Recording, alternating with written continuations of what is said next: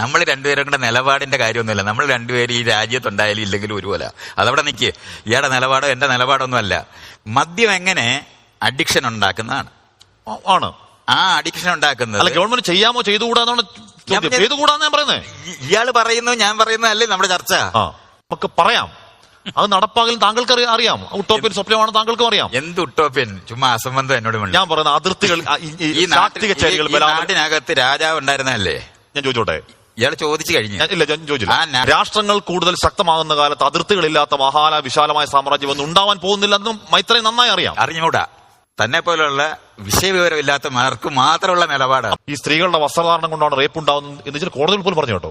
അപ്പൊ ആ ഒരു വാദത്തോട് ചേർന്ന് നിൽക്കുന്നതായി പോവില്ല അത്. എന്ത് ഇയാൾ ഈ വിഷയം മനസ്സിലാക്കിയിട്ടെങ്കിലും ചോദിക്കുകയും പറയുകയൊക്കെ ചെയ്യണം. കണക്ക് ഇയാൾ പറയുന്ന കൊക്കൈനോ അല്ലെന്നുണ്ടെങ്കിൽ ഓപ്പിയമോ അല്ലെന്നുണ്ടെങ്കിൽ ഇപ്പൊ ഉണ്ടാക്കുന്ന നമ്മൾ സിന്തറ്റിക് ഡ്രഗ് എന്ന് പറയുന്നത് LSDയോ അല്ലെന്നുണ്ടെങ്കിൽ ഈ MDMA ഒക്കെ എടുത്താലേ ഇത് കഴിഞ്ഞാൽ 4ാമത്തെ സ്ഥാനത്തുള്ളതാണ് മദ്യം. ആൽക്കഹോൾ ഉണ്ട്. 4ാമത്തെ സ്ഥാനത്തുള്ള മദ്യം ഇവിടുത്തെ ഗവൺമെന്റ് ഔട്ട്ലെറ്റിൽ കൂടെ എങ്ങനെ വിൽക്കും? ഉണ്ട്. തെറ്റാണ്. എന്ത് തെറ്റ്? ഒരു തെറ്റുമില്ല. ഇയാളെ പറയുന്നത് അതെങ്ങനെ വിൽക്കും? റെസ്പോൺസിബിൾ സമൂഹത്തിൽ മദ്യം അങ്ങനെ തുറന്നു ഇല്ലെന്ന് ഇയാൾ തന്നെ പറഞ്ഞു കഴിഞ്ഞു. ഇല്ല. അപ്പൊ പിന്നെ എങ്ങനെയാണ് അപ്പൊ അത് മനസ്സിലാക്കാനില്ലെന്ന് തീരുമാനിച്ചത് വിശ്വാസിയുടെ ലക്ഷണമാണ്. താൻ ഈ പറഞ്ഞിരിക്കുന്നത് കഠിനമായ വിശ്വാസികളുടെ ലക്ഷണമാണ്. എനിക്കിനും ചോദിച്ചു മനസ്സിലാക്കാനില്ലെന്ന്. ശ്രീ മൈത്രേയൻ യാഥാർത്ഥ്യമല്ലെന്ന് എല്ലാവർക്കും അറിയാം. ആർക്കറിയാവുന്ന കാര്യമാണ്. തനിക്ക് വിവരമില്ലെന്ന് പറ. യാഥാർത്ഥ്യം അതിർത്തികളാണ്. എന്ത് യാഥാർത്ഥ്യം അതിർത്തികളാണ്? യാഥാർത്ഥ്യം ഇസ്രായേലും പലസ്തീനും യുദ്ധമാണ്. യാഥാർത്ഥ്യം ഇന്ത്യ പാകിസ്ഥാൻ ഫേസ് ഓഫ് ആണ്. താൻ സ്വല്പമെങ്കിലും ബുദ്ധിയുള്ള ഒരുത്തനാണെന്നുണ്ടെങ്കിൽ തിരുവിതാംകൂറും കൊച്ചിയും തമ്മിൽ യുദ്ധം ചെയ്തിട്ടുണ്ട്. ഉണ്ട്. ഇപ്പൊ ഉണ്ടോ? ഇല്ല, ഇപ്പൊ ഇല്ല. അതുകൊണ്ട് അപ്പൊ അതുകൊണ്ട് ഇന്ത്യ ആ അതിർത്തി എവിടെ പോയി? മൈസൂർ ടിപ്പു സുൽത്താനും കേരളവും തമ്മിൽ യുദ്ധം ചെയ്തിട്ടുണ്ട്. ഇപ്പൊ യുദ്ധമുണ്ടോ?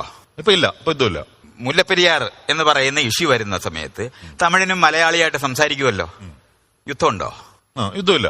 കാവേരിയും ആയിട്ട് ബന്ധപ്പെട്ട് വരുന്ന വെള്ളത്തിന്റെ കാര്യം വരുന്ന സമയത്ത് തമിഴ്നാട്ടുകാരും കർണാടകക്കാരും മഴകിടുന്നുണ്ടല്ലോ. യുദ്ധമുണ്ടോ? ഇല്ല. അപ്പൊ ഇവിടുന്ന് പഞ്ചാബ് വരെ യുദ്ധമില്ലാതായിട്ടുണ്ടോ? ഉണ്ടായിട്ടുണ്ട്. അങ്ങനെയാണ് യുദ്ധം പറയുന്നത്.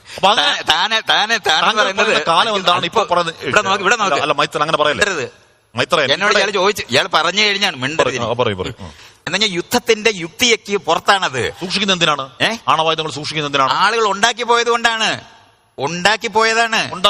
അതുകൊണ്ടാണ്. പിന്നെ അത് നിർത്തി. അതുകൊണ്ടാണ് ആണവായുധത്തിന് എന്തിനാണ് കൂടുതൽ ന്യൂക്ലിയർ വാർക്കറ്റ്സ് ഉണ്ടാവുന്നത്? ഉണ്ടാക്കുന്നില്ല. എവിടുന്നാണ്? പാകിസ്ഥാനുണ്ടാവുന്നുണ്ട്, ഇന്ത്യക്ക് ഉണ്ടാവുന്നുണ്ട്. ബാക്കിയുള്ള ആൾക്കാർക്ക് അറിവേ ഇല്ല, ഞാൻ മാത്രമാണ് അറിവുള്ളവൻ എന്ന് പറയുന്നതിന് എന്തർത്ഥമാണ്? അറിവുള്ള ഒരാൾക്ക് അഹങ്കാരം ഉണ്ടാവില്ല. ഈ പറയുന്ന മൂല്യങ്ങളൊന്നും തന്നെ എന്നെ സംബന്ധിച്ചുള്ള ഒരു മീനിങ് ഇല്ലാത്ത. ലോകത്തിനെ മനസ്സിലാക്കാൻ ഉപയോഗിക്കേണ്ട ആധുനികമായ ലോകവീക്ഷണങ്ങളുണ്ട്. ആ ലോകവീക്ഷണങ്ങൾ അറിയുന്ന ആൾക്കാരുമായിട്ടാണ് ഡിബേറ്റ്. ഒരു പിയർ റിവ്യൂഡ് റിസർച്ച് പറയൂ. ഒരു പിയർ റിവ്യൂഡ് റിസർച്ച് പറയൂ. അങ്ങയുടെ ഫിലോസഫി അല്ലാതെ ഡേറ്റ ബാക്ക്ഡ് ആയിട്ട് ഒരു റിസർച്ച് പറയൂ. ഞാൻ അങ്ങനെ 10 റിസർച്ച് എടുത്തിട്ടുണ്ട്. ഹാർവേഡ്, സ്റ്റാൻഫോർഡ്, ഓക്സ്ഫോർഡ് അടക്കമുള്ള 10 റിസർച്ച്. അങ്ങയുടെ നിലപാടുകൾ സ്ഥാപിക്കാൻ ഒരു റിസർച്ച് പറയൂ. എനിക്ക് ഈ മേഖലയിലകത്ത് ഒരാളുടെയും പ്രമാണം ആവശ്യമില്ല. താങ്കളാണ് വിശ്വാസി. താങ്കൾ അന്ധവിശ്വാസിയാണ്. ഡോഗ്മയിൽ പിടിച്ചിരിക്കുന്ന അന്ധവിശ്വാസിയാണ് താങ്കൾ.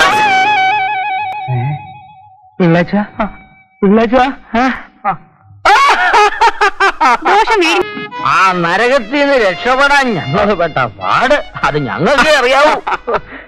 കുഞ്ഞെ, അയാൾ എന്തോന്നോ ഒരു വാദിയാ, യുക്തിവാദി. ആ കുണ്ടൻ തന്നെ.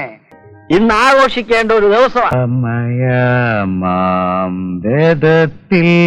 ഞാൻ സ്വർഗയാത്ര. ഇതാണോ